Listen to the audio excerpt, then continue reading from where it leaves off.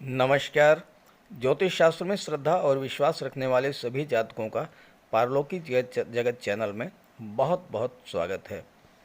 16 मई 2022 वर्ष 2022 का पहला चंद्र ग्रहण 16 मई को पड़ेगा। इस ग्रहण के दौरान कई दुर्लभ संयोग बन रहे हैं जो ग्रहण के दौरान पहली बार बनेंगे। ग्रहण की घटना धार्मिक और ज्योतिषीय दृष्टिकोण से बहुत ही महत्वपूर्ण मानी जाती है, जबकि वैज्ञानिक नज़रिए से यह एक खगोलीय घटना मात्र है। हिंदू पंचांग के अनुसार सूर्य ग्रहण और चंद्र ग्रहण दोनों का ही जीवन में बहुत बड़ा महत्व है। ऐसी मान्यता है कि ग्रहण के दौरान कोई शुभ कार्य नहीं किया जाता है, लेकिन ग्रहण के पश्चात सूर्य और चंद्रमा अपना पूर्ण प्रभाव देते हैं, पूरा लाभ देते हैं, क्योंकि जब सूर्य और चंद्रमा पीड़ित होने के बाद पुनः नैसर्गिक अवस्था में आते हैं तो अपना पूरा प्रभाव प्रदर्शित करते हैं, पूरा फल देते हैं। 30 अप्रैल 2022 को वर्ष का पहला सूर्य ग्रहण लग चुका है और अब सूर्य ग्रहण के ठीक 15 दिन बाद 16 मई को चंद्र ग्रहण लगने जा रहा है। इस वर्ष कुल 4 ग्रहण लगेंगे, 2 सूर्य ग्रहण और 2 चंद्र ग्रहण। पहला सूर्य ग्रहण 30 अप्रैल को लग चुका है जो आंशिक सूर्य ग्रहण था, लेकिन 16 मई को लगने वाला चंद्र ग्रहण पूर्ण चंद्र ग्रहण होगा और ये चंद्र ग्रहण सबसे लंबा चंद्र ग्रहण होगा, क्योंकि ये चंद्र ग्रहण प्रातः 7:58 से दोपहर 11:25 तक लगेगा और ये ग्रहण सोमवार के दिन वैशाख पूर्णिमा के दिन लगेगा। ये चंद्र ग्रहण दक्षिण पश्चिम यूरोप, दक्षिण पश्चिम Asia, Africa, North America, South America, Atlantic क्षेत्र, पैसिफिक क्षेत्र, हिंद महासागर और भारत के कुछ हिस्सों में नज़र आएगा। ये चंद्र ग्रहण चूँकि पूर्ण चंद्र ग्रहण होगा और सबसे लंबे समय तक प्रभावी रहेगा, इसलिए वैसे तो इसका प्रभाव सभी 12 राशियों पर पड़ेगा, लेकिन 8 राशियां ऐसी हैं जिन पर इस चंद्र ग्रहण का बहुत अधिक प्रभाव पड़ेगा। तो इस वीडियो में हम बात करेंगे उन 8 राशियों के बारे में, और कन्या राशि उनमें से एक भाग्यशाली राशि है जिसके जीवन की दशा और दिशा इस चंद्र ग्रहण के दौरान बदलने वाली है और कुबेर का खजाना, धन का भंडार इस ग्रहण के दौरान उन्हें प्राप्त होने वाला है। लेकिन उससे पहले मैं आपको ये बताऊंगा कि चंद्र ग्रहण का समय क्या होगा, सूतक काल क्या होगा, ग्रहण के दौरान क्या क्या सावधानियां बरतें और किन उपायों से इस चंद्र ग्रहण को अपने लिए शुभ और लाभकारी बना सकते हैं। विशेष चर्चा इस बिंदु पर होगी कि गर्भवती माताओं को ग्रहण के दौरान क्या क्या सावधानियां बरतनी चाहिए और किन उपायों से वो अपनी सुरक्षा कर सकती हैं और श्रेष्ठतम लाभ प्राप्त कर सकती हैं। तो चलिए वीडियो शुरू करते हैं। चंद्र ग्रहण का बहुत अधिक ज्योतिषीय महत्व है। चंद्रमा हमारा मन है और हमारे मन पर चंद्रमा का नियंत्रण होता है। चंद्रमा मन, मस्तिष्क, सोच, विचारधारा, संवेदना और कल्पना शक्ति का कारक होता है। मन के हारे हार है, मन के जीते जीत। और यही चंद्रमा जब पीड़ित होता है तो हमारे मन, मस्तिष्क, हमारी सोच को प्रभावित करता है। 16 मई का ये चंद्र ग्रहण वृश्चिक राशि में लगेगा और सबसे महत्वपूर्ण बात यह है कि वृश्चिक राशि में चंद्रमा के गोचर के समय देवगुरु बृहस्पति की दृष्टि भी चंद्रमा पर पड़ेगी और गज केसरी राजयोग बनेगा। इसके अलावा बुध की भी दृष्टि चंद्रमा पर पड़ेगी और बुध भी गज केसरी राजयोग बनाएंगे और इस तरह से 16 मई को 2-2 गज केसरी राजयोग आपकी कुंडली में बनेंगे, जो आपके जीवन में बहुत बड़ा सकारात्मक परिवर्तन लाएंगे। भले ही चंद्र ग्रहण 16 मई को लगेगा, लेकिन चंद्रमा पर देवगुरु की दृष्टि पड़ने से, बुध की दृष्टि पड़ने से, सूर्य की दृष्टि पड़ने से आपके मन में सकारात्मक विचार आएंगे, सोच सकारात्मक होगी, और प्रचुर मात्रा में धन की प्राप्ति होगी, क्योंकि गज केसरी राजयोग धन का महायोग होता है। ये चंद्र ग्रहण 16 मई को प्रातः 7:58 पर शुरू होगा और 11:25 पर समाप्त होगा। चूँकि ये पूर्ण चंद्र ग्रहण है, इसलिए जहाँ पर भी ये चंद्र ग्रहण दिखाई देगा वहाँ पर इसका सूतक काल मान्य होगा और चंद्र ग्रहण के 9 घंटे पहले सूतक काल की शुरुआत हो जाएगी, जो कि ग्रहण की समाप्ति पर ख़त्म होगी। हालांकि भारत में बहुत ज़्यादा ये चंद्रग्रहण दिखाई नहीं पड़ेगा, केवल कुछ हिस्सों में ही ये चंद्रग्रहण दिखाई देगा। इसलिए जहाँ पर चंद्रग्रहण दिखाई पड़ेगा और इसके अलावा विश्व के जिन जिन हिस्सों में ये चंद्रग्रहण दिखाई देगा वहाँ पर सूतक काल मान्य होगा, और जहाँ पर चंद्रग्रहण दिखाई नहीं देगा वहाँ पर सूतक काल मान्य नहीं होगा। सूतक काल के दौरान कोई शुभ कार्य ना करें। सूतक काल के दौरान मंत्रों का जाप करते रहें, चंद्रमा के मंत्रों का जाप करें, भगवान भोले शंकर के मंत्रों का जाप करें, ओम नमः शिवाय या महामृत्युंजय मंत्र का जाप करें। चंद्र ग्रहण के दौरान भोजन ना बनाएं, और अगर भोजन पहले आपने बना लिया है तो उसमें तुलसी पत्र डाल करके रख दें। ग्रहण समाप्त होने के पश्चात घर और पूजा स्थल पर गंगा जल का छिड़काव कर दें और उसको शुद्ध कर लें। अगर घर में मंदिर है तो सूतक काल के दौरान, ग्रहण के दौरान मंदिर के कपाट बंद कर दें। देवी देवताओं की मूर्तियों का स्पर्श न करें। ग्रहण के दौरान सोना नहीं है, जागते रहें। और सबसे बड़ी बात यह है कि नकारात्मक विचारों को मन में ना आने दें। और जब भगवान भोले शंकर की आप उपासना करते रहेंगे, उनके मंत्रों का जाप करते रहेंगे, तो नेगेटिव थॉट्स आपके मन में नहीं आएंगे। ग्रहण के दौरान घर से बाहर ना निकलें।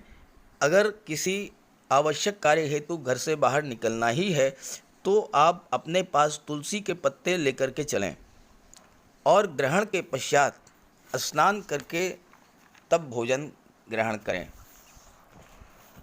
बात करते हैं गर्भवती माताओं के बारे में। तो गर्भवती माताएं ग्रहण के दौरान भोजन ना करें। अगर बहुत ज़रूरी हो तो वो पदार्थ ग्रहण करें जिनमें पहले से ही तुलसी के पत्ते रखे हुए हैं, और तुलसी के पत्ते सूतक काल से पहले ही तोड़ करके रख लें। भगवान शिव के मंत्रों का जाप करें, महामृत्युंजय मंत्र का जाप करें। इससे आपके गर्भस्थ शिशु पर चंद्र ग्रहण का कोई प्रभाव नहीं पड़ेगा। तेज धार और नुकीली वस्तुएं जैसे कैंची है, चाकू है, सुई है, आलपिन है, इन सब का प्रयोग करने से बचें, क्योंकि इसका नेगेटिव इफ़ेक्ट पड़ेगा। और साथ ही साथ बाल और नाखून भी इस दौरान नहीं काटना है। स्नान ग्रहण के पश्चात स्नान करें और स्नान करने के पश्चात ज़रूरतमंद लोगों को दान करें। घर से बाहर बिल्कुल ना निकलें और ग्रहण के दौरान ग्रहण को देखने से बचें। अगर अपरिहार्य कारणों से घर से बाहर निकलना ही पड़े तो तुलसी के पत्ते साथ रखें अपने और तब बाहर निकलें। ग्रहण के दौरान ना तो भोजन पकाएं और ना ही खाएं। घर में अगर मंदिर है तो उसके कपाट बंद कर लें, और ग्रहण जब समाप्त हो जाए तो स्नान करें और स्नान करके दान पुण्य ज़रूर करें। इससे बहुत बड़ा लाभ आपको होगा।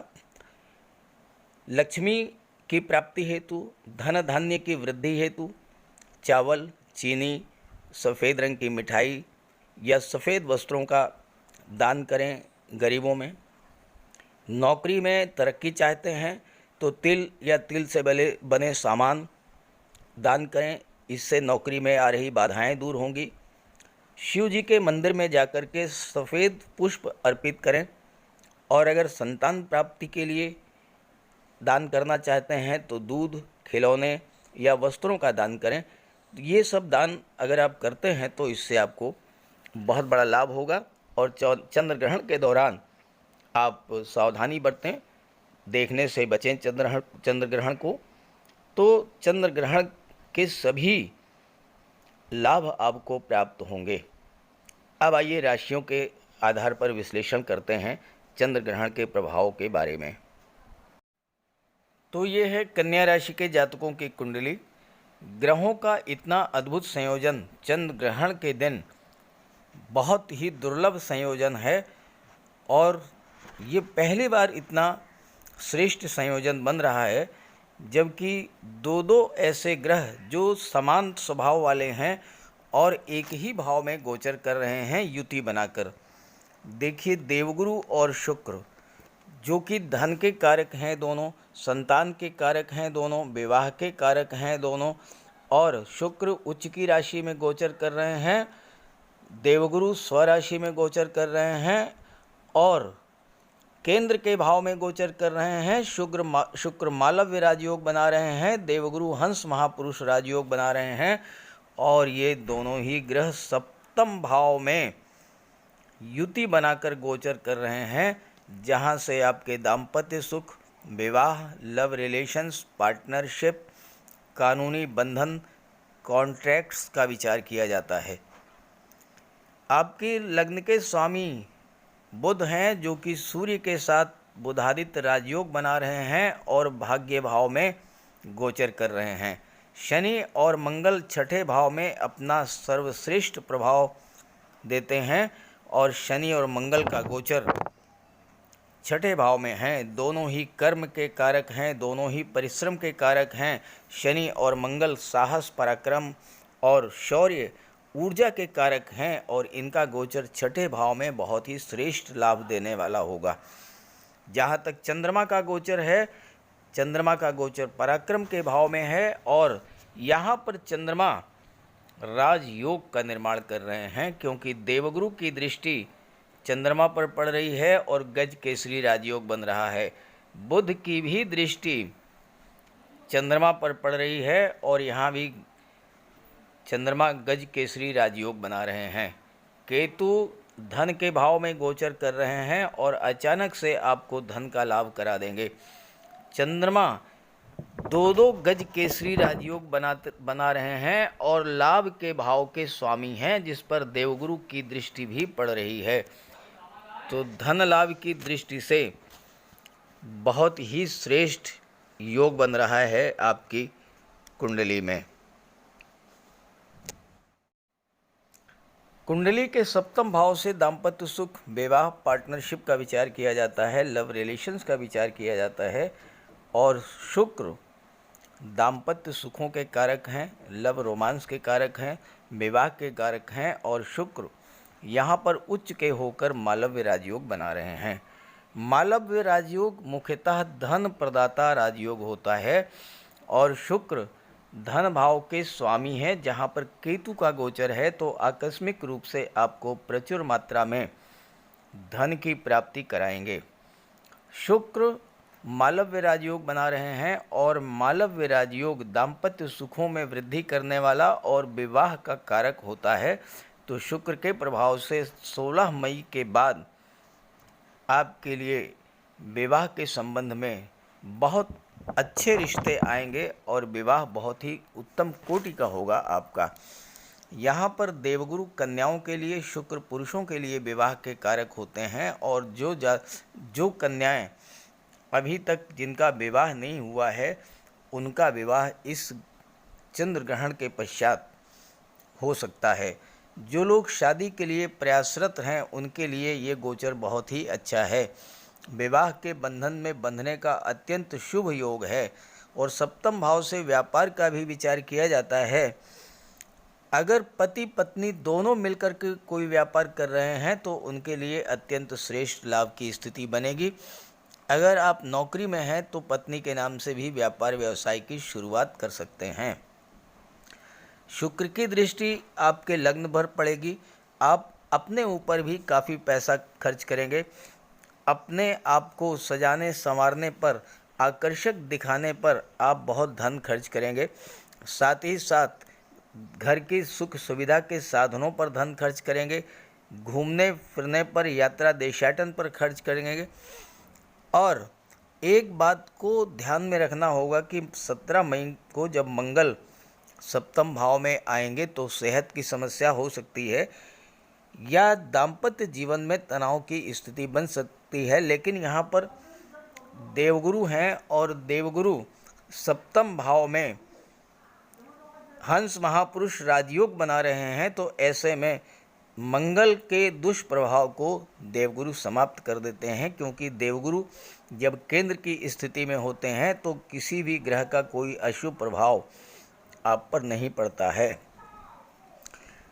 साथ ही साथ मंगल और शुक्र का गोचर आपके पैशन को बढ़ा देगा, जिससे आप जो भी अच्छी चीज़ देखेंगे उसे खरीदते चले जाएंगे। हालांकि इससे फिजूल खर्ची बढ़ेगी और आपको इसका ध्यान रखना होगा। शुक्र मालव्य राजयोग बना रहे हैं, तो आपको धन की कमी नहीं होगी, लेकिन फिजूल खर्ची से आपको बचना होगा। और यहाँ पर चंद्रमा गज केसरी राजयोग बना रहे हैं और लाभ के भाव के स्वामी हैं, तो आइए इस पर भी बात कर लेते हैं। चंद्रमा का गोचर पराक्रम भाव में है और चंद्रमा गज केसरी राजयोग का निर्माण कर रहे हैं। क्योंकि देवगुरु की दृष्टि भी पड़ रही है और बुध की भी दृष्टि पड़ रही है चंद्रमा पर, तो गज केसरी राजयोग बन रहा है। तृतीय भाव पराक्रम का होता है, भाई बहनों का होता है, छोटी छोटी यात्राओं का होता है। तो आप अपने पराक्रम से धन का लाभ अर्जित करेंगे, क्योंकि चंद्रमा लाभ के भाव के स्वामी हैं। संतान की प्राप्ति हो सकती है, धन का लाभ होगा। शिक्षा के क्षेत्र में आप उच्च शिक्षा के लिए विदेश भी जा सकते हैं, चूँकि सूर्य भाग्य भाव में गोचर कर रहे हैं और 12वें भाव के स्वामी हैं। तो जो जातक, जो छात्र उच्च शिक्षा के लिए आईटी सेक्टर में, कंप्यूटर में, मैनेजमेंट के क्षेत्र में, कला और साहित्य के क्षेत्र में विदेश जाकर के उच्च शिक्षा ग्रहण करना चाहते हैं, उनके लिए बहुत बेहतर योग है। जो लोग प्रतियोगी परीक्षाओं की तैयारी कर रहे हैं, सूर्य और बुध का बुधादित्य राजयोग उनके लिए श्रेष्ठ लाभ की स्थिति लेकर के आ रहा है। बुधादित्य राजयोग सरकारी नौकरी का कारक होता है और उन्हें प्रतियोगी परीक्षाओं में सफलता मिलेगी। चंद्रमा पर देवगुरु की दृष्टि पड़ रही है, तो आपको भाई बहनों से सुख और सहयोग मिलेगा। आपकी प्रवृत्ति धार्मिक कार्यों में बढ़ेगी। आप हर चीज़ को बहुत बारीकी से समझना चाहेंगे। जो कार्य आपके सामने होगा उसकी एक एक बारीकी को आप समझेंगे और उससे आपका कार्य परफेक्शन को प्राप्त होगा। धन के मामलों में आप बिला वजह एक पैसा भी खर्च नहीं करेंगे और बचत करेंगे, ये आपके स्वभाव में होगा। हालांकि अपने शान शौकत पर आप दिल खोल कर खर्च करेंगे, लेकिन खर्च करने में आप बुद्धि विवेक का परिचय देते हुए कम दाम में अच्छी और गुणवत्तापूर्ण वस्तु क्रय करेंगे। हालांकि अगर आप व्यापार या जॉब में परिवर्तन करना चाहते हैं तो बेहतर समय है। यहाँ पर गज केसरी राजयोग आपको यात्राएं भी कराएगा और नौकरी या व्यापारिक यात्राएं आपके लिए लाभप्रद होंगी। थर्ड हाउस छोटी छोटी यात्राओं का है और भाग्य का सपोर्ट भी आपको मिलेगा, तो भाग्य के सपोर्ट से आपकी यात्राएं सफल होंगी। आप कुछ नया करना चाहेंगे, भविष्य के लिए नई योजनाएं बनाएंगे। भाई बहनों, पड़ोसियों और मित्रों से भी आपके संबंध अच्छे रहेंगे। जहाँ तक केतु की बात है तो सिर्फ इतना कहना है कि आपको अचानक से बहुत बड़ा धन का लाभ करा देंगे केतु। शनि और मंगल छठे भाव में गोचर कर रहे हैं। मंगल को शत्रुहंता कहा जाता है और मंगल शत्रुओं का नाश करेंगे। शनि के प्रभाव से आप रोगों से मुक्ति पाएंगे और चूंकि शनि की दृष्टि अष्टम भाव पर पड़ रही है और शनि आयु के कारक होते हैं, आपकी आयु में वृद्धि करेंगे, आपको दीर्घायु बनाएंगे, आपको स्वस्थ रखेंगे। और अगर आप शनि से संबंधित कार्य करते हैं, रियल एस्टेट, प्रॉपर्टी डीलिंग का या कंस्ट्रक्शन का कार्य, या मंगल से संबंधित हैं, आप सैन्य क्षेत्र में हैं, या आप चिकित्सा जगत से जुड़े हुए हैं, गेम्स स्पोर्ट्स से जुड़े हुए हैं, या आप टेक्निकल फील्ड से जुड़े हुए हैं, फायर रिलेटेड वर्क करते हैं, तो ऐसे में शनि और मंगल की युति आपको हर क्षेत्र में सफलता दिलाने वाली होगी। क्योंकि छठा भाव कॉम्पिटिशन्स का होता है। आप अगर गेम्स और स्पोर्ट्स से जुड़े हुए हैं तो आप देश विदेश जाकर के, चूँकि शनि मंगल दोनों की दृष्टि विदेश भाव पर पड़ रही है, तो देश विदेश जाकर के कॉम्पिटिशन्स को बीट करेंगे और वहाँ से देश के लिए पदक, स्वर्ण पदक, रजत पदक लेकर के आएंगे। तो इस तरह से कन्या राशि के जातकों के लिए चंद्र ग्रहण के बाद की स्थितियां बहुत ही श्रेष्ठ लाभ देने वाली हैं। चंद्र ग्रहण के दौरान पूरी सावधानियों का पालन करें, उपायों को करें और उसका लाभ उठाएं। तो सभी ग्रहों की कृपा दृष्टि आप पर बनी रहे, इसी भावना के साथ आप सभी का बहुत बहुत धन्यवाद। नमस्कार।